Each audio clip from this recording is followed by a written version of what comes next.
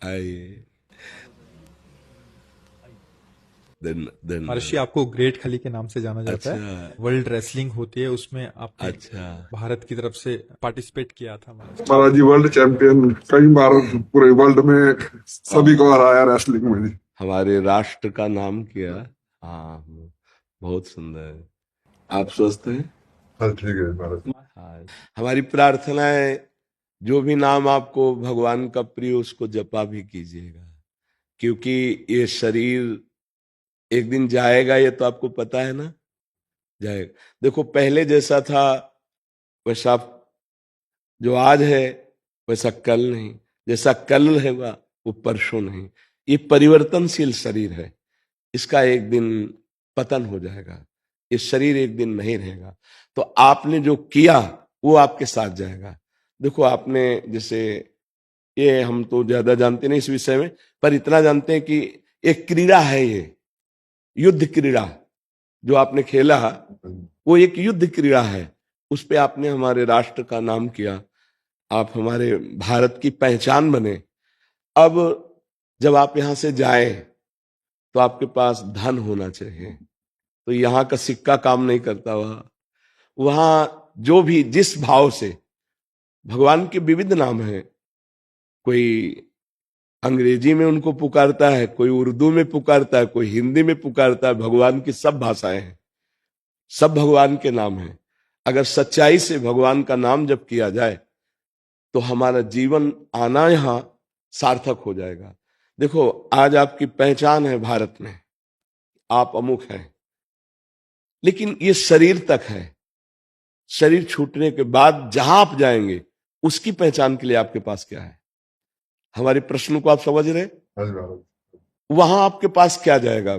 ना तो भारत का मेडल जाएगा, ना तो इस विश्व का कोई भी किसी भी अमेरिका, हालैंड, थाईलैंड कहीं का नोट जाएगा, उस देश में तो नहीं जाता। ना ये शरीर जाएगा। अब वहां के लिए तैयारी क्या है? भगवान ने बड़ी कृपा की। मेरी प्रार्थना है कि हमारा आपसे मिलना व्यर्थ ना जाए। आपको जो नाम प्रिय हो भगवान का, 10 मिनट ही सही आप जरूर जपिएगा। क्या प्रिय है आपको भगवान का, कौन सा नाम? महाराज जी मेरे को पहले मैं मानता, जैसे मतलब ना, जैसे भोलेनाथ को मानते हैं महाराज। वो एक जैसे बोलते हैं ना कि मंदिर होता है गांव का, क्या बोलते हैं उसको, प्राचीन मंदिर में, शिवालय, शिवालय मंदिर जी। सो उसके बाद बस जैसे सत्संग सुनते हैं बहुत ज्यादा, मतलब इतने संत है, सत्संग में बहुत सुनता हूँ शुरू से। अच्छा, सत्संग बहुत काफी सुनता रहता हूँ मैं। अच्छा, ये तो बहुत अच्छी बात है। लेकिन जब उनके हरकतें देखते हैं थोड़े दिन तक, फिर लगता है मन टूट जाता है। फिर मैं सोचा यार मतलब कि भाई सत्संग तो सुनो, लेकिन जो मेरे को अच्छा लगता है वो करूँ मैं। हाँ, नहीं, एक एक यहां मैं एक बात आपसे प्रार्थना करना चाहता हूं कि आप मिठाई पसंद करते हैं कि मिठाई वाले को पसंद करते हैं? मिठाई को। तो फिर मिठाई वाले से क्या लेना देना? मेरी बात समझ रहे ना भाई? आपने सत्संग सुना, फिर इसके बाद उनकी हरकतें देखी, तो हमें मिठाई वाले से क्या मतलब? वो जो बोलेगा वो सत्य बोलेगा, क्योंकि समाज में बोल रहा है।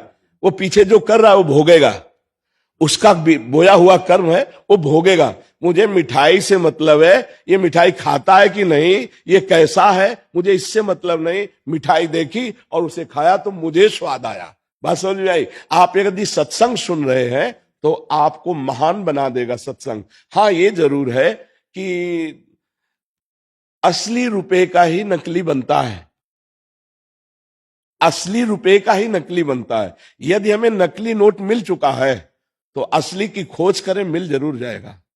इस सृष्टि में ऐसा नहीं है कि नकली ही नकली। अगर नकली है तो 100% असली होगा, क्योंकि नकली बना ही असली से है। अगर असली ना होता तो उसका नकली निकलता ही नहीं। इसका मतलब असली है। तो यदि आप सुनते रहे तो कहीं ना कहीं, कभी ना कभी तो असली मिल ही जाएगा।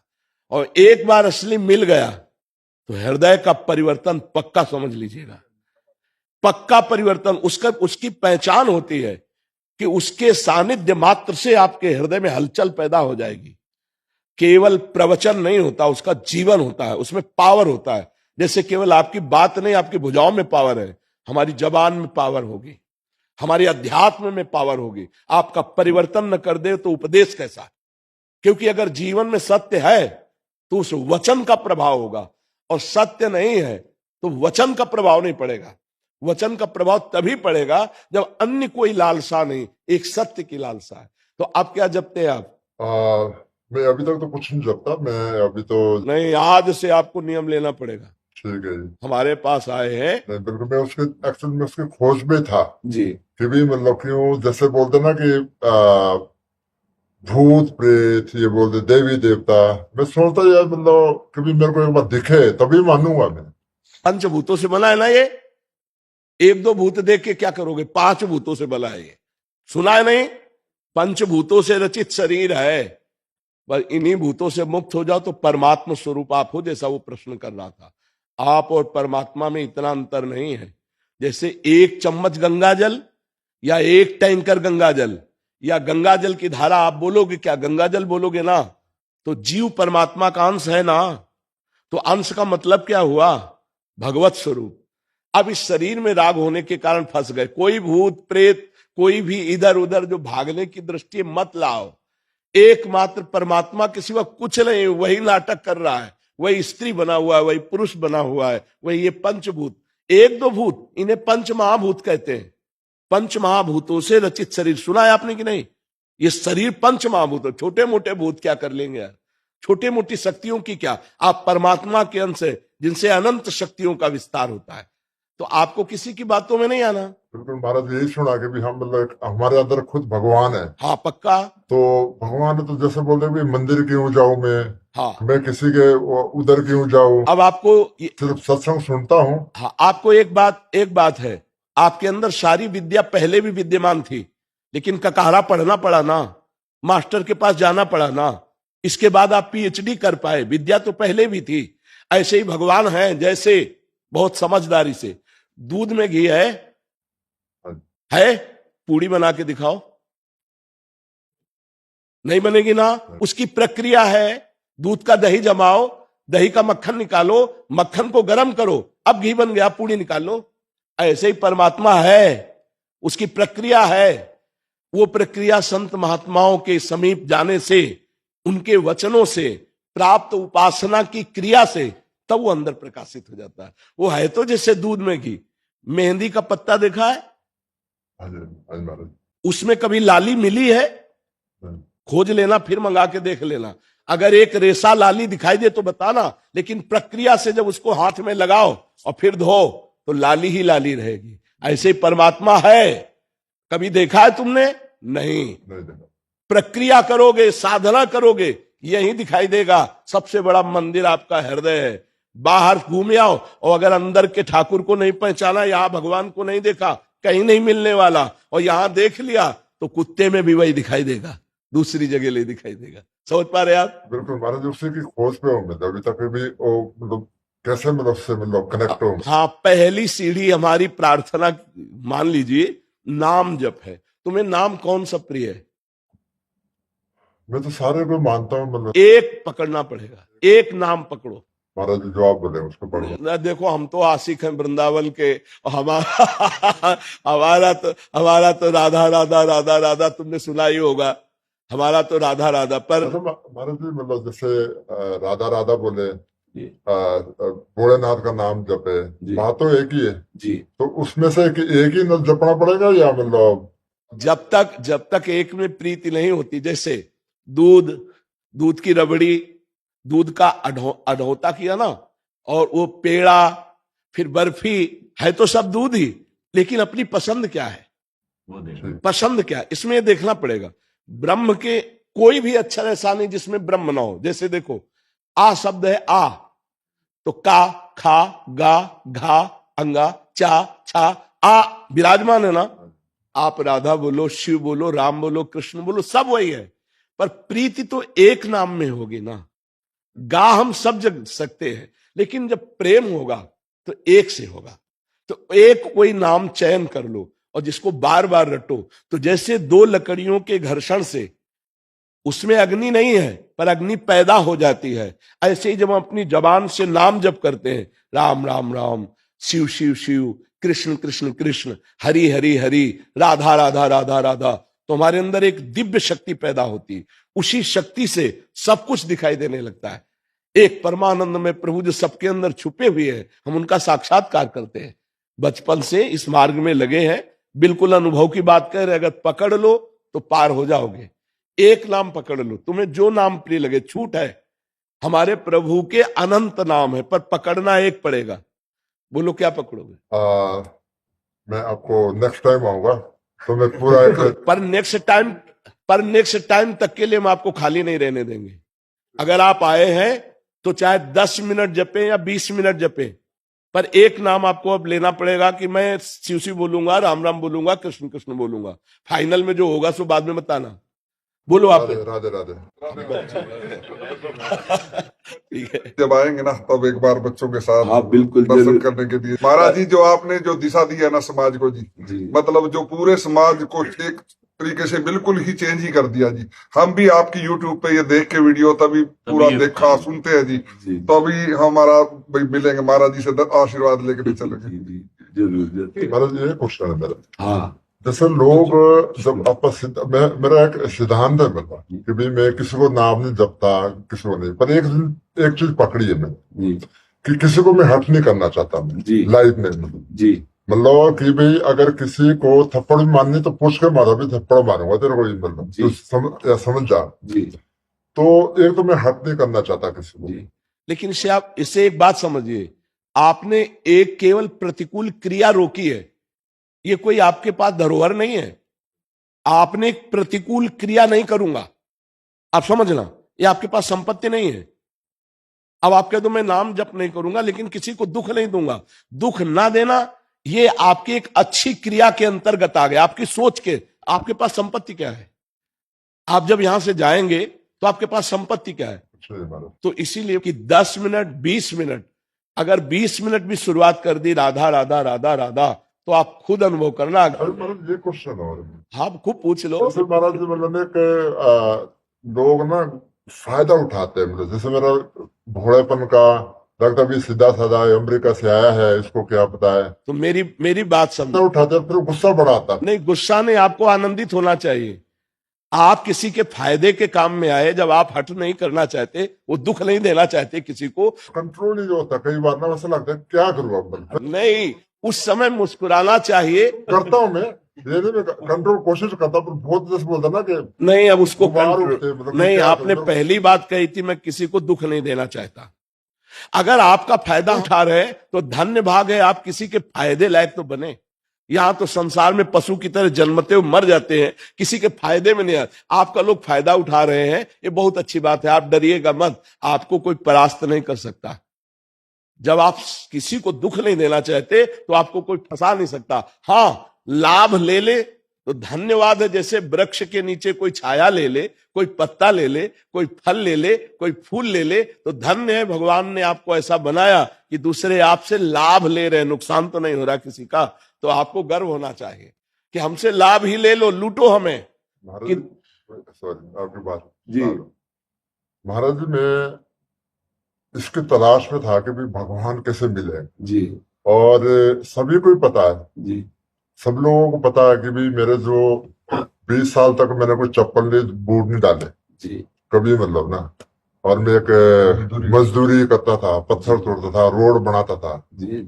हम 7 भाई थे जी। तो कभी सोचा नहीं था कि इतना मिलेगा, परमात्मा ने पाने कहाँ से मिला, कभी सोचा नहीं था। मतलब ये हकीकत, मतलब अपनी ये सबको पता है, मतलब इतने मतलब आशीर्वाद परमात्मा का। पर लेकिन मैं सोचता था कि एक बार उसको देखूं कैसा कैसा, मतलब उसकी तलाश में था मैं हमेशा। मतलब कि भी तो मैंने एक सिद्धांत बनाया था लाइफ पे कि भी किसी को हट नहीं करना और मेहनत करनी है।